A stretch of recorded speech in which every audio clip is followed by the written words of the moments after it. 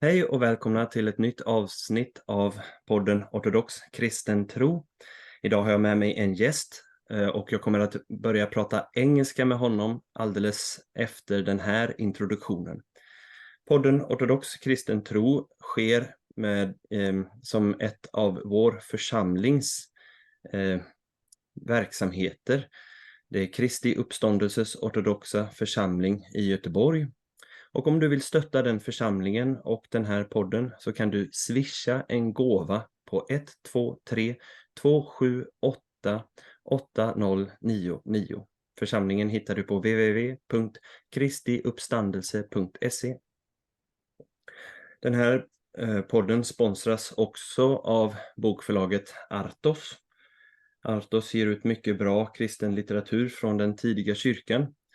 Och vi ska prata om manlighet idag med min gäst. Och då tog jag ett exempel på en människa som förverkligade ett manligt liv kan man säga. Nämligen den helige Antonius den store. Och boken Antonius liv av Athanasius den store, biskopen i Alexandria, finns utgiven på Artos bokförlag.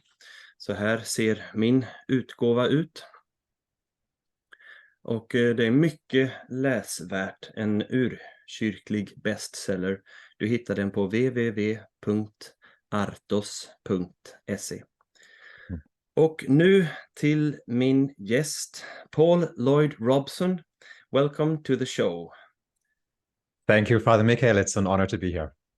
Even though we speak English, you are actually living in Denmark, so that's quite close by.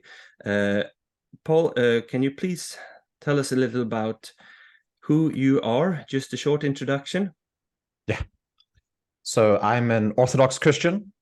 I'm born and raised in South Africa, but I've been in Denmark for 20 years.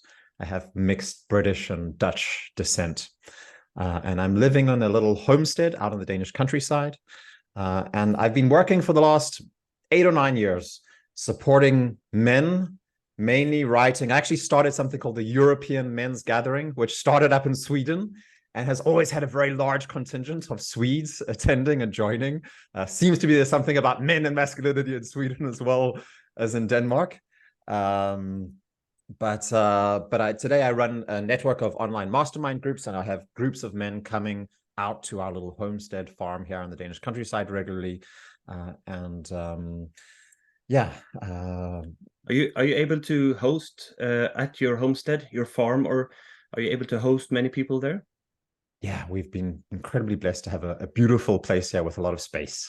And so we've had, so far, I think the biggest group has been about 35 guys here.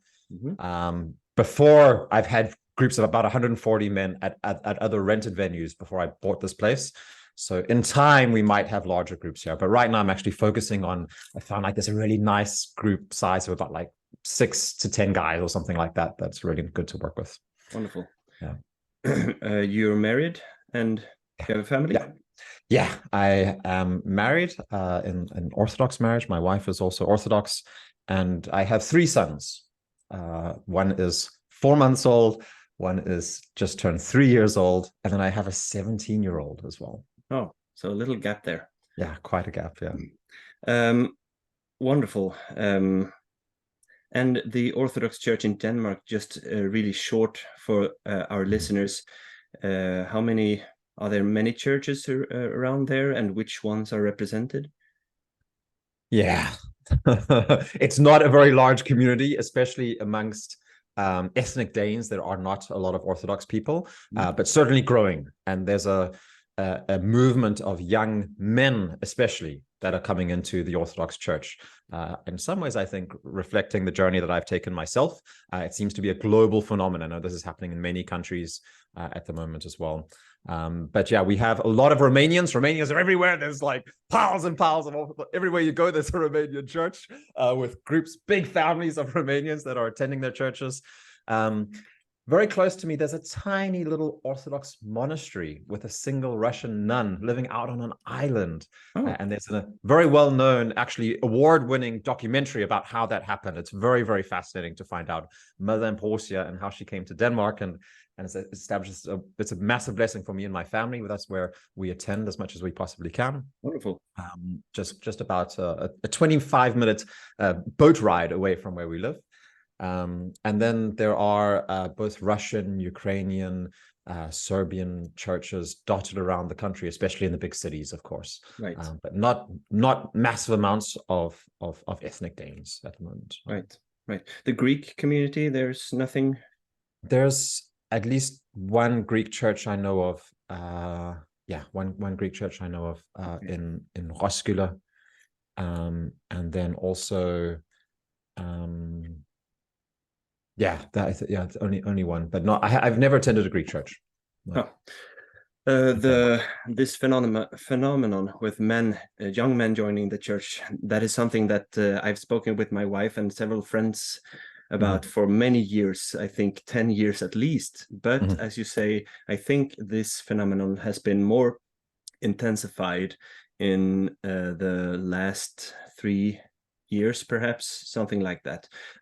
We'll talk more about that in a bit, but and we're also going to talk about your work with the podcast As Iron Sharpens Iron on Ancient Faith Radio, which you do together with Father Hans Jakobse and Father Mikael Butler. I'm not exactly sure how to pronounce Father Hans' last name. That was very, very, very good. Yeah, Jakobse. Where is he from? He lives in Florida, but he has Dutch descent. So actually, we have a little bit of a connection there because it's very close to the Afrikaner kind of Dutch Reformed roots, which he also grew up in. So right, we're going to talk about that. But first, I want to talk a little bit about your own journey. As I understand it, you haven't been Orthodox all your life. Would you like to tell us a little bit about your journey to Orthodoxy, where you came from? Spiritually, culturally, and what got you interested into in the Orthodox Church, and how and where you were finally received into the body of Christ? Yeah, I'll try to keep it short because it's quite a story. Yeah, of course. Yeah, so as I said, I grew up in an Orthodox church. My father is what he would call a minister in that church. It was a very kind of participant-orientated church in a Pentecostal tradition, but like old school Pentecostal.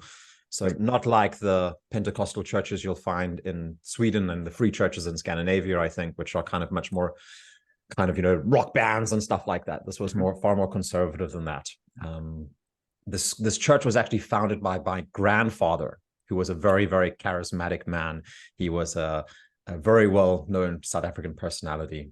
And so I grew up going to church 5 times a week my entire childhood.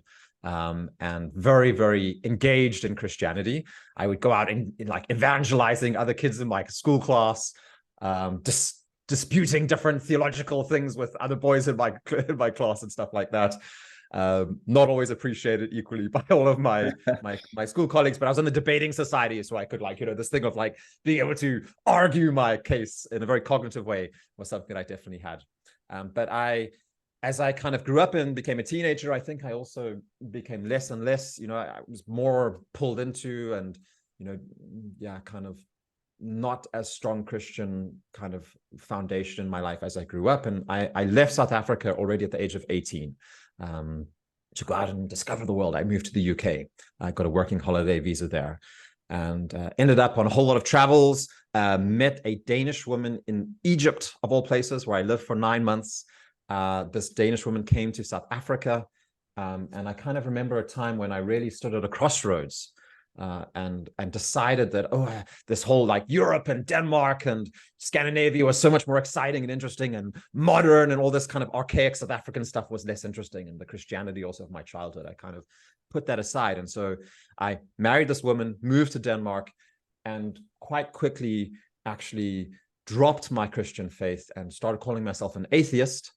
And even went around telling Christians that I met why, religion was the source of all evil in the world, and would kind of, I'd be very anti-Christian for a long time. And so I lived a very secular life. I went to university, took a study, was educated as a political scientist at Copenhagen University, had a career, worked for Microsoft for 8 years, was down in Brussels and all over the place, traveling around, reaching all the goals that I thought were going to make me happy.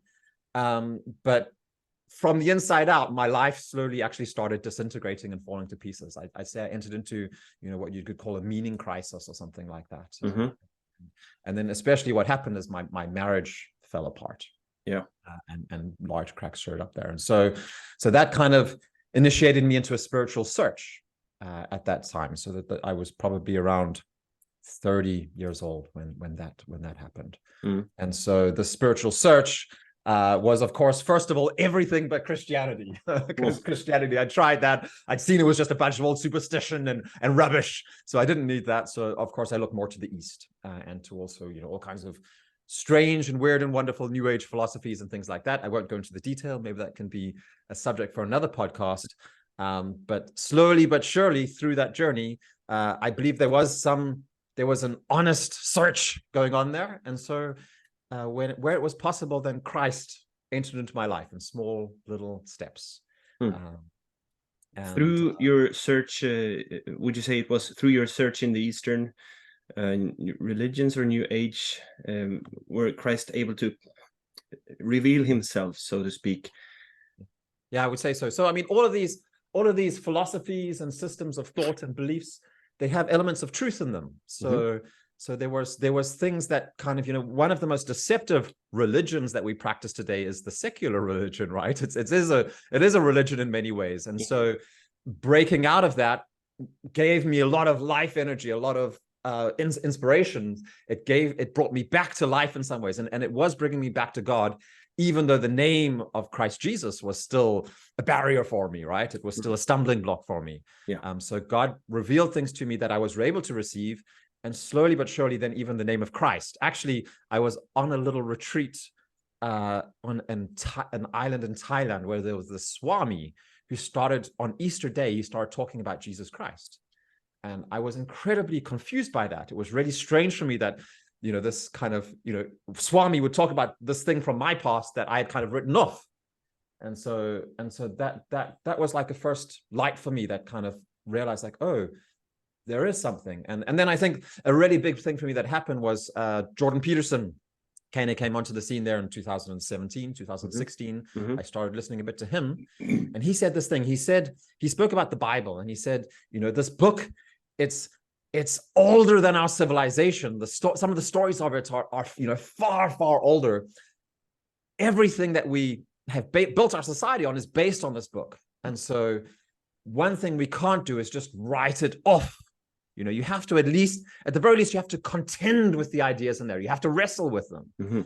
When he said that, I was like, oh my gosh, he's right. I've been writing this off and not appreciating it for the value that it has. And as a result, I'm living in a kind of childish rebellion because I haven't been actually taking it seriously enough. I've just been thinking, oh no, that's passé. It doesn't matter or something like that. And so that was a long journey that led me to, in 2018, I had a very, very real experience of God.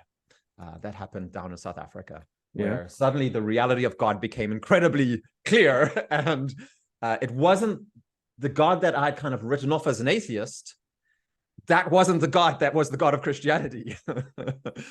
I'd written off a kind of materialist, sky daddy God or something like that. And that was obviously not the God of the Orthodox Church. And so I had this experience of like, wow, there's a God that is in, that is present in all things and fills all things, right? And so as you prayed before we started this interview, and so I started searching for a church where I could find that God. And so that was a long search. It took me quite a long time. The first time I walked into an Orthodox church, it was very coincidental that it happened. The priest there, Father Lazarus, he said to me, welcome, you've just found the best kept secret of Christianity. And it's very much the case that it has been the best kept secret. But from that very first time, I knew that I'd found something incredibly special. And the deeper that I dug, the more it was clear to me that the Orthodox Church was that original faith directly inherited from the apostles, from Christ. And every single way that I approached the questions that I had and dug into these, like, how can I find my spiritual home? The more that I found that this is where I wanted to be. This was my home, and that was from the very kind of, intellectually skeptical academic studies that I was digging into, the historical evidence and stuff like that, but also over to, the embodied spiritual practices that I was engaging in. Everything just confirmed for me that I found place. Wonderful. So, Wonderful. Yeah. But you said you hadn't taken the God of your upbringing seriously, or your faith seriously. At the same time, you said that you were in church 5 days a week, and you were trying to engage your friends in conversation about theological matters. Didn't that faith, so to speak, how come that faith did not evolve, would you say? I don't know. I think our faith does need to constantly evolve, right? Like, as children, we have childish beliefs and we should have childish beliefs, and that's okay to have childish beliefs. And I can see how I've received so many gifts from my parents and from my upbringing, from my childhood. I was marinated in the Bible and the biblical teachings, and it's so good for me. And when I came to Denmark, I was incredibly successful with everything that I did. Why is that? Well, it's because I received so much love and care and consideration from a family that had always put Christ first in every decision that they made. So even though I'd rejected the name of Christ, then the operating system was still running on the structure of God, on that basic foundational principles and system and way of being that was based in Christ. And so there's plenty of good left. That's wonderful. Wonderful to hear. So I would say the same for my own upbringing as well. Especially, I'm a son of a Lutheran priest here in Sweden. Okay. And our family we've had the Bible very close to our daily lives, and that is truly a gift to have been marinated in the Bible. It's wonderful. I think, as you said, you have to make your own journey, and when you discover the Orthodox faith, you realize that it's not only something that's up here in the head, in the science of the mind, so to speak, but something that involves your whole being as a person, and that is really attractive to many seekers, I would say, today. And that's exactly what the Orthodox Church has, something that deifies you as a whole person, body and soul. We are going to talk a bit about manliness, and this is a topic in Sweden that is a bit controversial. Some would say that there's no such thing as manliness. They would say there's only persons, and you can be whatever you decide to be. So we have people that are cats, for example. It's a bit extreme. But and then you have on the other extremes other variants of how you approach this subject. Anyway, it's quite a difficult subject, and that's why I wanted to talk to you about it, because it's important to dig into this topic, since God created us as human beings, as male and female. He made them. That's what we read in Genesis. And so before we delve into this topic, let's start at the very positive end.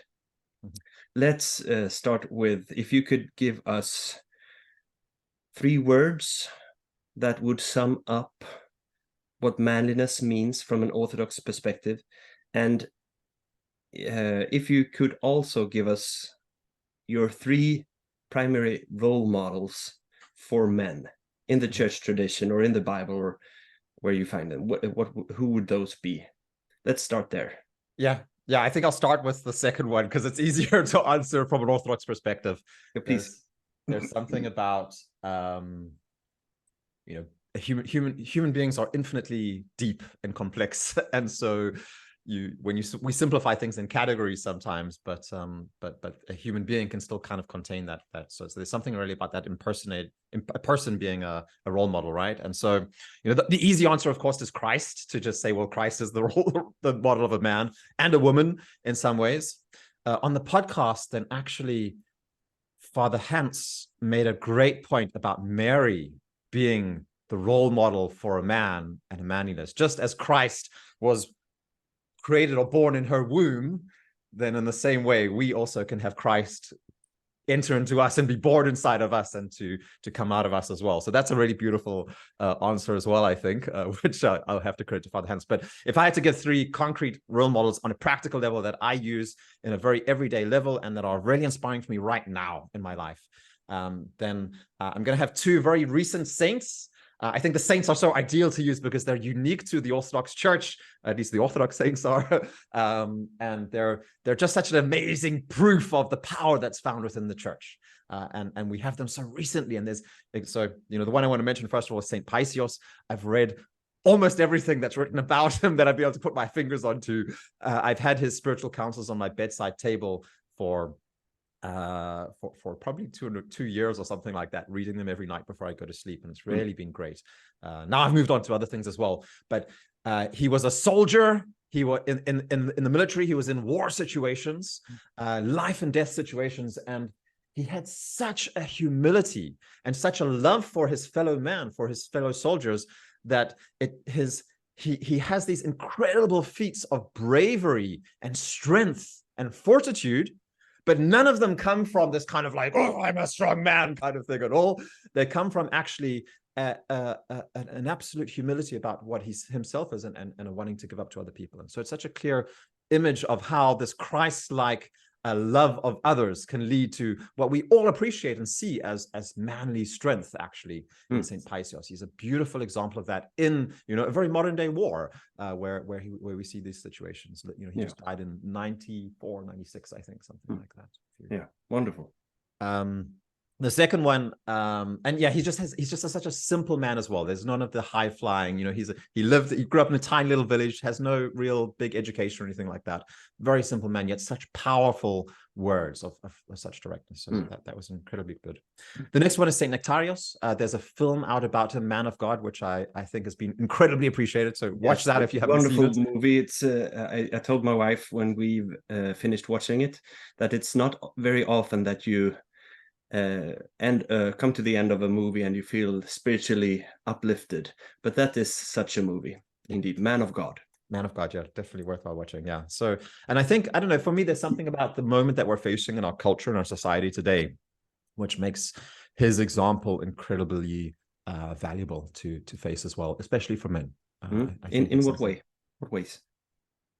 Well, he just had such a humble but powerfully masculine approach of putting his trust in God when it came to being oppressed or wrongfully accused of something, that I think that's something that we can really take inspiration from. Yeah. I think that's the core of it, at least. Great. And then the last one I want to mention is an Old Testament who I've just, since the very early days, an Old Testament figure. It's King David.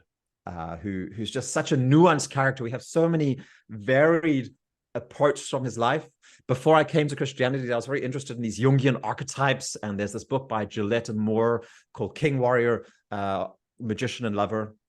And just like seeing how King David more than overflows these categories of being a king, a warrior, a magician in some ways, and then a lover as well, like the author of the Psalms, and just the image of him like dancing before the Ark of the Covenant as they're entering into the Temple of Jerusalem. There's just so many nuances to the way that he embodied a manly spirit, and just the archetypical king in a very, very powerful way as well, and yet a very fallible man as well. And we have this Psalm 50 as an example of repentance from him as well. So it's very, very powerful. A fallible man who saw when he committed sin and repented from that. So that's great. Okay, that's wonderful. So Saint Paisios, Saint Nectarios, and Saint David from the Old Testament. Great. Those are wonderful examples. And let me just pick up on what you said, short notice on the Most Holy Mother of God, the Theotokos. I think it was G.K. Chesterton who said that the best example of a man is a woman, and it's the Theotokos. The best example of how to live as a man is a woman, the Theotokos. And I think Metropolitan Callistus Ware of blessed memory said somewhere that we are all called to bear Christ in our lives, not as concrete as she did though, but still in a sort of spiritual manner. So that's really a good example as well. Okay, Paul, do you also have 3 words?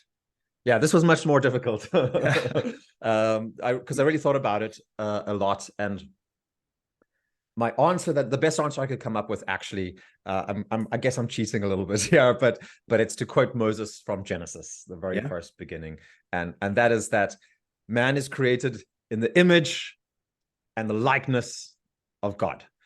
Those 3 things. And so the Orthodox understanding, as I've understood it, is that the image refers to the spark of divinity that is present in every single person. We're created in this image of God. God is actually the full representative of what a person is, but man is created in that image, and every human being we recognize the infinite value of human life, and that every single person is created in that image. And then the likeness of God refers to this process of theosis, that we can become more and more as we are purified, as we are able to, even to follow the example of the Theotokos, to come closer to God and to be able to experience in this lifetime the more and more of a likeness of God. And then finally, God Himself. That is the mystery. That is, there's this depth to the Orthodox faith that I think is so amazing, where God is defined in a kakophatic definition and an apophatic definition as well, where we can only say what God is not, as well as we can say what He is as well. But I really like what I was thinking. I was just like, well, in some way, in this process of theosis, God is the target of man. Like we aim towards God. That's what we do. We aim towards divinity. But then I've also had the privilege of talking to Archimandrite Zacharias of Essex, the monastery over there, the St. John the Baptist monastery, and he has a book called Man, the Target of God. And so there's this synergistic relationship between man and God as well, where really God is wooing us as the bridegroom, really, and we're wanting to be united with Him if we answer that call as well. We try to answer that call. And Wonderful, great. I would also add, I noticed a word that kept occurring when you described the 3 saints, and a distinctive character of all of them was humility. Saint Paisios, in his humility, of course, in everything that he did. Saint Nectarios being humble, even as he was falsely accused, and Saint David humbling himself when the prophet Nathan, I think, pointed out to him that you are that man, you are that sinner. I think that's really also important to remember when we speak about what manliness from a Christian perspective is. I would say that the key term is being humble, and of course that's something that's key to every Christian. Every Orthodox Christian needs to seek out humility, but we seek out those virtues in different ways, I think, depending on where we come from, and being a man and a woman is part of how we approach the virtues. And when we look at what St. Paul, how he describes the role of men in marriage in Ephesians chapter 5, it's a sort of humble, very self-sacrificing love that he describes. He describes us, we should love our wives as Christ loves the church, sacrificing himself for her. I don't read the Bible in English primarily, so I'm not sure if I used the It was spot on. So that's wonderful. And your journey, got you into working with men. If you describe your work a little, tell us about Manifesto, and especially tell us about the Orthodox podcast as iron sharpens iron. I think our listeners are most interested in that last one. Yeah. Yeah. So, I mean, what I found, I started working with men before I became a Christian. In my spiritual search, I found that I was, kind of a young man, lots of libido. And what I found is that when I addressed the deepest questions of existence, then there was a certain different dynamic when I was just with a group of men to when I was with groups of mixed men and women. I think that in all of human history, for tens of thousands of years, however long you want to say, there's been naturally communities of men that have spent a lot of time together. And very recently, especially starting since the end of the Second World War, then male and female only spaces have been disappearing. And most of the time, and especially if you live in a big city today, this isn't true for all places, but especially people living in a big city, you'll very seldom experience where you're just with one gender, male or female. And not everybody misses this, but a lot of people, and myself included, I think, found that when I suddenly was just with men, there was an ability to be honest and direct and really kind of talk more directly about things, which I found incredibly valuable. I spoke to a researcher, actually a female researcher, who did a big study in the Danish health system, and they asked people, if you do something wrong, if you make a mistake, would you prefer to get to know it directly, or would you prefer if someone kind of indirectly helps you to see it? And there was such a clear distinction. Every single, like amongst male respondents, it was like 95% would say, like, I'd prefer if someone just says it to me directly. Whereas for females, 95% said, I'd really prefer it if they kind of indirectly help me to see it. So it's a massive difference in the way that men and women deal with disagreements, with like different, kind of dealing with conflicts and stuff like that as well. And so as I was engaging the spiritual search, I found a real value there of just being with men. And so what I found is I decided, okay, well, I want to do something to help other men. And to do that, I needed something that was greater than myself. I realized, like, in the beginning, I was like, oh yeah, I've got all the answers. I know how to be a man. I'm a real good man. I'm going to show everybody and tell everybody what to do. Of course, I realized very quickly the folly of that approach, right? And so I needed something bigger than myself. And what I really found is that the Orthodox faith has and contains the deepest mysteries of existence. So there's a very clear cosmology, there's a very clear anthropology, and it gives me all of the answers that I need to the extent that I'm able to receive them. So the biggest barrier is really my ability to be able to, it's not just a cognitive understanding, it's something that needs to be lived and experienced through the practices of the church. And so what I found is that these answers are true for all people, for all times. And so even though I still today work probably with a majority of non-Christians, although there's, it's maybe a increasingly, 30-70 split or something like that. But even people who hate Christianity, they love the answers that I get from the Christian faith. Because it's the truth, and they all recognize the truth.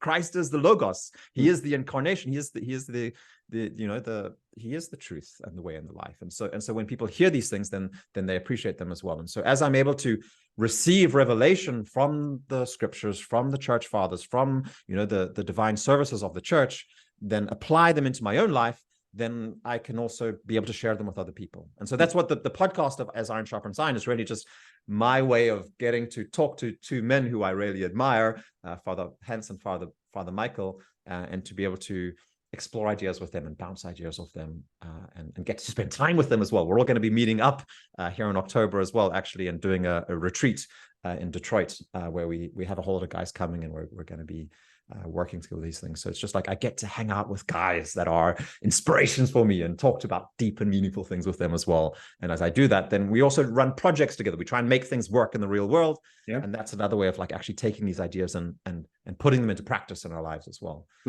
You're working that's what we're doing. Yeah. You work in Manifesto, that organization.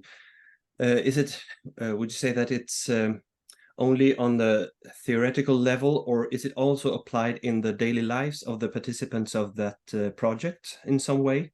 I mean, small groups of men helping each other out locally, for example, in Copenhagen or other places like that? Yeah, so as iron sharpens iron is very theoretical. We just talk there. It's a podcast. Mm-hmm. But then manifesto is the opposite end of the spectrum, because it's not explicitly Christian, like it's built on Christian values, but it's really about living the Christian life. And so basically what we do is that we have a clear kind of approach, a method, which is about habits, goals, and vision. And it's a kind of iterative circular process where you formulate a vision of what you want to do in your life based on your best understanding of what reality and life is about.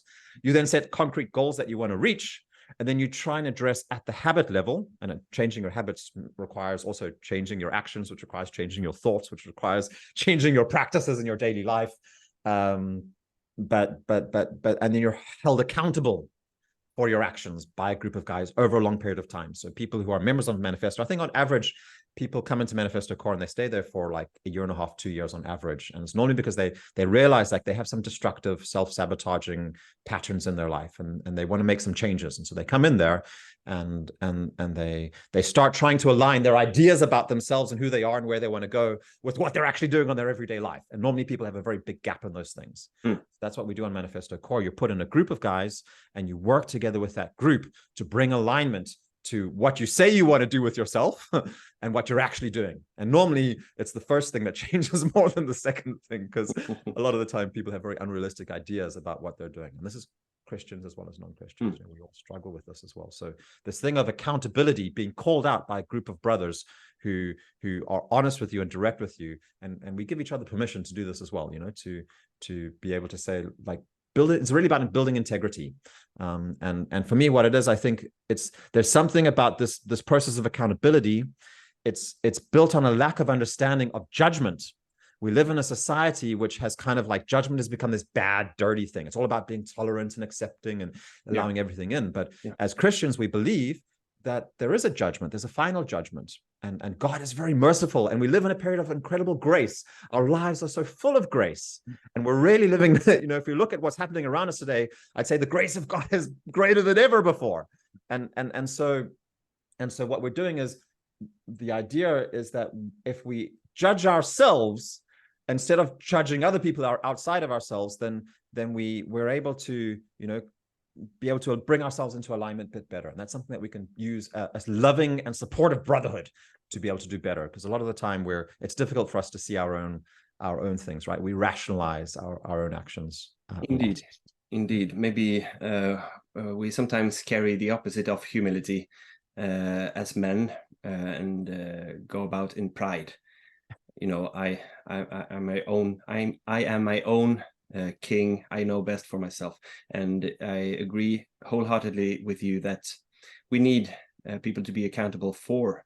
And we have that to some extent also in the church. I mean, when you come to confession, for example, and you let yourself be guided by your spiritual father. And I'm reminded of a saying of, I think, St. Paisios, who said that be strict with yourself and be lenient with others. This is a very good rule to make yourself sort of the yeast or the sourdough in your community. You said that 70% are non-Christians, maybe, but you also said that they still agree with the message, which is basically a Christian message that you relate on those meetings. They are open to this, correct? Yeah. I mean, there's been some really interesting conversations. And there are some people who just don't want to change. The costs are sometimes too high. And so yeah, it becomes very clear and apparent when people don't want to change things in their lives. And there's things that are really difficult to change. And so we also we need to be careful and gentle with each other as well, because it's really about making a small trajectory change. But yeah, truth is light, and when light shines in our lives and we experience it together, then we it's hard to deny it, right? Like we see it and accept it. And then there are people like, light is painful and it hurts and it disinfects, it rinses, but it's in some ways it's like, as men, we need to get used to this idea of dying, of like, that is what we're called to do. It says, as Christ, we love our wives as Christ loved the church. Well, what did Christ do? He died for the church. And so we as men, we need to, if we get used to the small deaths of our ego on an everyday level, then we become the kind of men who, when it really counts, we're forming our being to be able to say, well, because we all recognize the hero who's able to put his own life aside and be inspired. The first time you watch Braveheart, maybe I'm showing my age here or something like that, right? But he's like freedom, as he was like getting cut into pieces, right? But the Christian saints as well, which caused the Roman Empire, the greatest empire that ever existed, to be converted to Christianity, converted to Christ, the man who had put to death. It's Christ lovingly and willingly submitted himself and took over the Christian empire by doing that as well. So we become the men who can carry that power and that strength of love that has all authority and power in the world onwards into the world, into our family lives, into our communities, into our leadership positions, whatever it is that we're doing. Wonderful. A quick question. Would you say that there's a crisis in masculinity in the Western society today? Do you agree with that? I think if you look at mainstream culture is increasingly now becoming detached from the Christian foundation that it's been built on. And so I think as soon as culture removes itself from Christ, there's going to be a crisis because Christ is truth. Christ is the light. Yeah. And so for a long time in Western society in Scandinavia, there's been a very just normalized everyday structure of the Christian church has filled up a lot of space and given a lot of structure to us. And so now there's been a process happening, probably started in universities and, specific academical things, and now spread very much in media and politics, where this kind of actually become popular to utterly reject and even criticize these Christian foundations. And so I think there's a crisis of masculinity. There's very much crisis of femininity as well. I think a lot of what we see of pro-feminist behavior is really the masculization of women, or the glorification of the masculine ideals of strength and power and domination just in women instead of in men. Yeah. And so it's really a crisis of all of these things as well. I think that is there's some very interesting things happening with men, specifically at a physical biological level as well. Right now we're seeing men's testosterone levels falling drastically. Mm-hmm. We know that when men's testosterone levels fall, we're something like between 10 to 30% lower than our grandfathers on average in Scandinavia.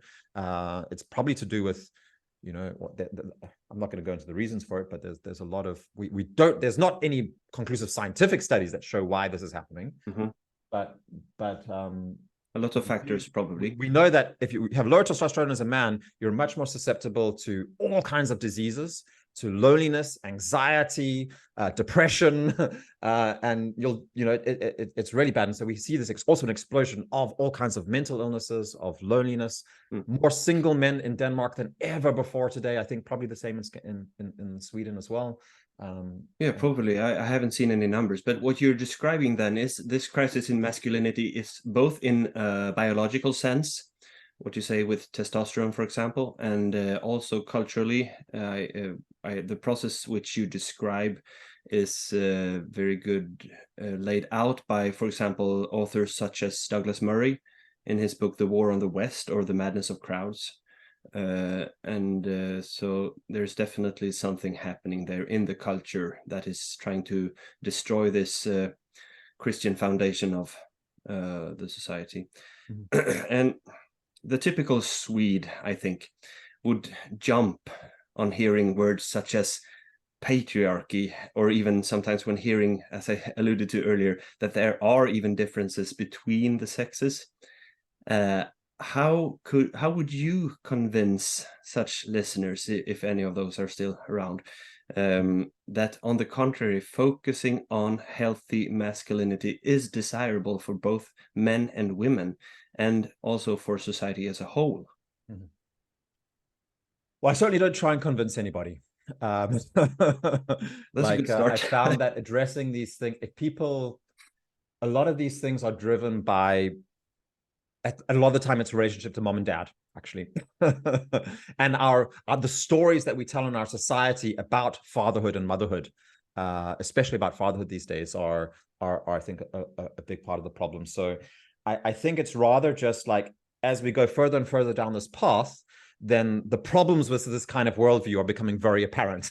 So it's obviously, it's the most obvious right now, how you see putting men into female sports or men into female prisons, where it's kind of, but in general, just as we're denying these masculine and feminine categories, then we're just seeing more and more twisted and extreme archetypes of masculinity and femininity becoming popular. And so you'll see, like, the real gangster, aggressive man, or the kind of total weakling, pathetic man becoming more and more popular. And the same with women as well. You see, like, the prostitute, absolute slut, sex crazed woman, and these, or the kind of like dominant masculine female. It's crazy, stupid, twisted archetypes of masculine and feminine, but even more and more extreme in some way. So the more that we're denying these things, the more that their shadows are kind of like growing out. And so I don't think we need to try and convince anybody, but what we do need to do is to be, I think a core thing, and I'm really inspired by Jonathan Peugeot, is about telling stories about the positive examples of this. It's so rare to find stories of good fathers who are building stable homes and families and raising up their communities and investing in the next generation. And so all the stories are kind of trying to do the opposite, right? Let me just, I agree with you wholeheartedly. Wonderful to tell stories, because that's natural for us to listen to and to remember as well. I remember many years ago, the Orthodox Christian author Frederica Matthews Green, I think maybe you know of her. Yeah. She's quite famous, but she wrote somewhere that in our popular culture today, and this was maybe 15 years ago, all male role models are portrayed as, fumbling idiots. A father in a family, he doesn't know anything. He's like not your typical role model, so to speak. And this is also in other media as well. And I told this to my wife. At first she didn't believe me, but then the more she thought about it, she understood, yes, this is actually true.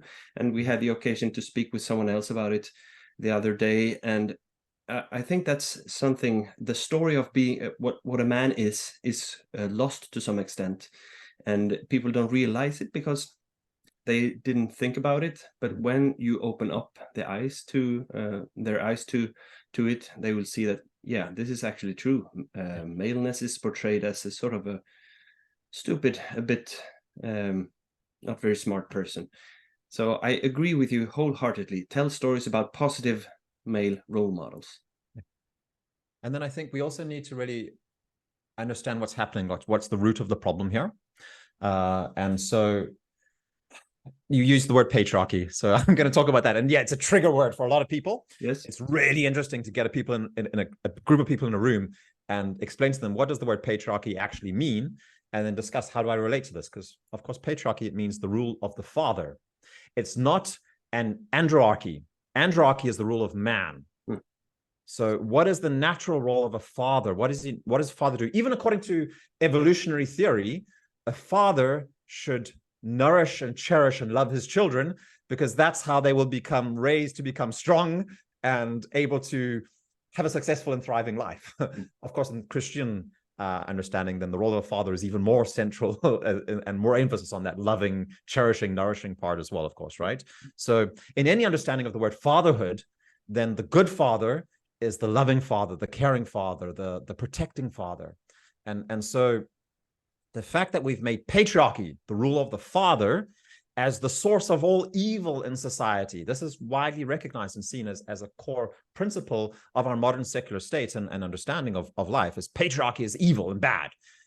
It's not just the rule of men, which one could make a better case for is based on tyranny and domination or something like that. But the father is the root of it. For me, that's a key to understanding, well, maybe there's something going on here in this word patriarchy, and maybe that we need to take another approach to looking into it. All of feminism states, and I fully agree with, that all of human history has been patriarchal. There's pretty much no examples of matriarchal societies. There's little tiny little examples, but it's very much against the grain, to kind of confirm the rule. Yeah. And so as Christians, we believe that God is Father. Again, that doesn't mean that God is a man, but what fatherhood is actually a higher thing, and it describes something about our relationship to God, and that God has a fatherly, paternal role for us. We spoke a lot on, and so we've really got into this subject on the Iron Sharpens Iron podcast, and I think there's a lot of really great explanations from Father Hans and Father Mikael about it. But there's a particular paternal aspect to the love that we receive from God, which gives structure and meaning, and that we can, and there's a specifically feminine approach to the way that we we meet God, and we were speaking about the Mother Mary of being able to receive and obey. Yeah, of course. And that doesn't mean that women should always obey and men should always dominate. It's not at all the case. And you can just come and meet my wife and have lunch with us if you want to see how that works out in practice, of course, right? Because we love one another. But I think that we do need to have this really difficult conversation about the word patriarchy to really get to the roots of this problem. If one, I think not everybody needs to do that, but I think that's necessary. Yeah. That's great. Great to make that distinction between patriarchy and andrarchy. Yeah. Those are, I think, often conflated. And I think there's something good. I agree with you that there's something going to be found in the theme of patriarchy. If you approach it from a deeply Christian perspective, and if you yourself are a man or a father that tries to align your own life according to Christ's, this is the basic foundation. Again, I would say that humility is where you need to start from if you're going to approach and discover that more. I mean, basically, our understanding of what anything around leadership and hierarchy has been kind of infected by these pictures of, like, the big fat bank director smoking his cigar with his feet up on the table and, using his power to oppress other people. So we've conflated leadership with tyranny. And actually, like Christ showed us, no, leadership is love. That's the only kind of, the only way you can have authority through tyranny is through force. And that's the opposite of what patriarchy is about. Patriarchy will never work that way. Patriarchy that's based on tyranny will only lead to destruction and disintegration. And that's what we're seeing today. That's what we're seeing today, is destruction and disintegration. Yeah. And so leadership based on love, based on Christ, is going to be, it's that which unites the diversity of all the separate parts without destroying their uniqueness. Actually, things become more unique, more themselves, as they're united in love. Yes. Yeah. Amen. But I think it's important here to connect the term patriarchy with the church, because it's not strange that this view of patriarchy and hierarchy has been the common view in the world, because the world is a fallen place. It's corrupted by sin and by death. And of course, if someone, there's this saying that power corrupts, and this is the human experience since the fall of Adam and Eve. Human power corrupts, but the church is the new Eden, and Christ is the new example, or rather the oldest example of what it means to be truly human. And as you say, we need to take him as our role model and our vision of what it means to be human and what it means to be men. And that is why I usually say that the church is the hope for the creation. What we do in church is what is going to be salvific for the whole creation. And terms like these, patriarchy and hierarchy, we need to stick to them, but we need to present them in a way that is truly and genuinely Christian. We don't, I think the wrong approach is to do as perhaps some people do, to discard them and instead take modern theories from, as we alluded to earlier, Michel Foucault and people like that, and try to apply that theory to the Christian gospel. I think then you lose everything. Instead, hang on to those Christian terms and fill them with the Christian life. This, I think, is very important. Yeah. There's an important addition to that I'd like to make. I think it helped me a lot as well. Yep. And this is again something I have from Father Lazarus, my first Orthodox priest I got to have a conversation with. Yep. In the church, there's two hierarchies. There's a kind of earthly administrative hierarchy, which is fallen, and man based on the rule of men, Mhm. and full of problems and corruption and trouble and issues and all that kind of thing. Yeah. And then there's the hierarchy of saints, which is just as much existing in reality. It's not just an abstract hierarchy of ideas. It's actually a very present, real reality in the church. But it's men who've reached much further to God than what we have done, and so we have a very clear hierarchy of saints, and we deeply engrossed in their lives as well. And so the church, administrative hierarchy is a necessity. We need it. But when we look to how to be a man, how to live our lives, then we look to this hierarchy of saints, and that's really the source of it. Because a lot of people, they hear this, they think, well, the church is the source of hierarchy and patriarchy, and look at the church and look at what's happening between Moscow and Constantinople. It's like, yes, well, these are all very real things, and these are problems, but it's not there where we get these things from. And wherever you have positions of power and authority, then there's always going to be men who are struggling with their own passions and their own issues, who are going to often be ending up in those positions of authority. And I'm glad I'm not the patriarch of Constantinople, living in Turkey, a country which does not treat Christians incredibly well all the time, and trying to handle running a church. It must be really, really difficult to do. So I'm glad it's not my job. And it's easy to stand here, far away and criticize and say, oh yeah, those guys, they're so terrible and bad and evil and whatever. It's like, well, they're doing the best they can. And there's a dynamic that's going on there that's far above our own understanding. And so my job is to take the inspiration that I can use, primarily the saints, and see, well, how can I be implementing, living a godly life in my own tiny little circle of influence. Let me add just one more thing to what you just said about those two hierarchies. In the liturgical context, I would add that in the liturgical context, then the earthly hierarchy is transcending the earthly and material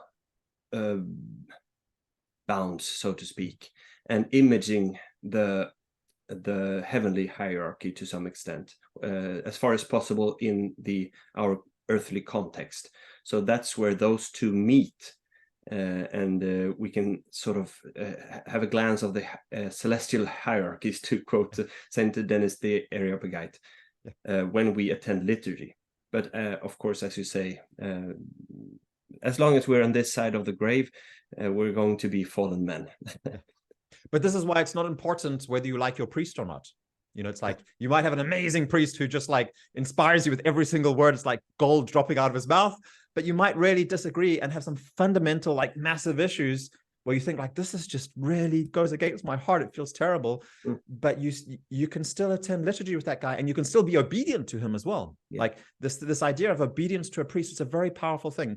I've known people who've really had massive challenges with their own parish priest, not had the opportunity to, and not even, or maybe even had the opportunity to change parish, but have decided to stay and experience the most incredible spiritual growth from submitting themselves to the specific instructions from a priest, which they disagree with. We have it's this very modern idea that I am the source of right and wrong, and I need to decide, and I could never do anything that goes against if your priest isn't asking you to sin, then it can be a really, really good thing to just submit your will to him. Yeah. Even if you think it's like, better, you just submit your will to him. It's a very, very powerful thing to do. And God sees it and rewards it. We don't have to understand. We never understand the full picture to be able to submit ourselves. No, that's great advice. And if you want some examples of people submitting, you can go to the Desert Fathers and see how the young monks related to their older gerondas or abbas. Paul, we're running out of time. I want to ask you one more thing before we close this interview. And what has been the response from men and women, and I think women in particular, from your work with Manifesto and with As Iron Sharpens Iron? Would you tell us a little bit about that? Yeah, I've almost only received positive responses.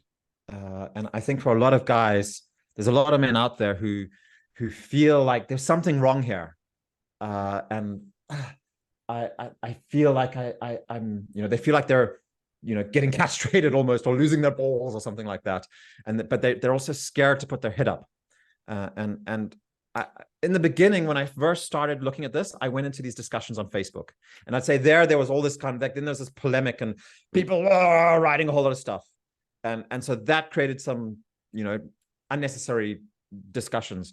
The moment I actually started doing something, instead of just talking about stuff, but doing something about this, and then you know, what I was talking about was coming from a position of experience. Then I've just had so much support and encouragement and agreement from pretty much everywhere I go.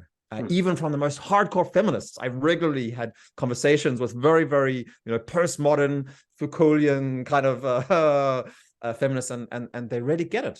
Everybody gets it when I have, especially on a one-on-one situation. But even in like group debates and discussions and stuff like that, I've been in, like, you know, talking in front of audiences. I'll get critical questions, but I find that when I am able to, you know, put Christ first and remember to pray, then people get it. They understand what it is that we're doing here, and they understand the intentions behind it. And so more and more, what I notice is that people are yearning for that masculine spirit. They miss it so much. And so in the beginning, I spent a lot of time explaining and kind of, you know, packing everything in cotton and stuff like that. And more, as I'm gaining experience in this work, I can just say things a little bit more directly. And people love it, and they appreciate it so much as well. I just saw a recent study on converts to Orthodoxy over the last 5 to 8 years or something like that. And the number one kind of online source of people converting to Orthodoxy, it's Jay Dyer. And there was these a couple of quotes where people are saying, like, you know, I'm almost embarrassed about that it's Jay Dyer, because I see him as, like, you know, this very aggressive, like, you know, kind of pushing too hard, loose cannon or something like that. But I think that it is something that, you know, there is a masculine spirit in the Orthodox Church which has been preserved here, and so I think we're, you know, I would say, like, you know, let's be careful. Let's make sure that what we're saying is in love and support. You know, there's no such thing as truth without love. I'm really, there's this verse, I think it's Psalm 85, which is truth and mercy have made each other, righteousness and peace have arisen from the earth, or something like that. And I think it's a core thing to have that with us as well. But I do think that that as we're seeing things collapsing around us, then that, you know, that some things are going to be left standing, and the Orthodox Church is going to be left standing. And I think that in Scandinavia, almost nobody knows what the Orthodox Church is. No. And if more people knew it, there's at least 10% of the population that would become Orthodox straight away. They're looking for it. They're looking for the Orthodox Church. They just don't know that's what it is yet. They're looking for it. They're desperately searching for it. So I think we do need to, you know, may God raise up more voices that can be shining lights of showing this. But it needs to be done you know, we can't. It's not just from understanding the ideas, right? We need to be living that faith and able to be able to do that for it. So yeah, wonderful to hear, and I'm so glad to hear that when men are living this sort of God-given natural manliness in love, then people, and especially women, recognize that this is something good. This is something genuinely good. And this is what I would like to see more of as well in our society. So, Paul, where can people find your work? Well, on Ancient Faith Ministries, there's a podcast called As Iron Sharpens Iron. I think it's just ancientfaith.com/podcasts/iron. But of course, you can search for it. And then my own website is manifesto with a PH, manifesto.com. And that's where we run. We have a whole lot of content that we put out there. We also have a YouTube channel where I think that's where we have I put out a lot of stuff. So people, if people want to just look into it a little bit, then looking for Manifesto Conversations on Masculinity is the place to look on YouTube. And then manifesto.com, that's where all of our stuff is described, and you want to look at it. Great. It has been a real pleasure to talk to you. I wish you God's blessing and everything good for your work. And as for my Swedish-speaking listeners, jag vill tacka för att ni har lyssnat. Och som vanligt, om ni har några frågor eller funderingar så kan ni alltid skriva till mig på mikael.falthammar@gmail.com. Och jag önskar er Guds välsignelse tills vi hörs igen. Hej då! Amen.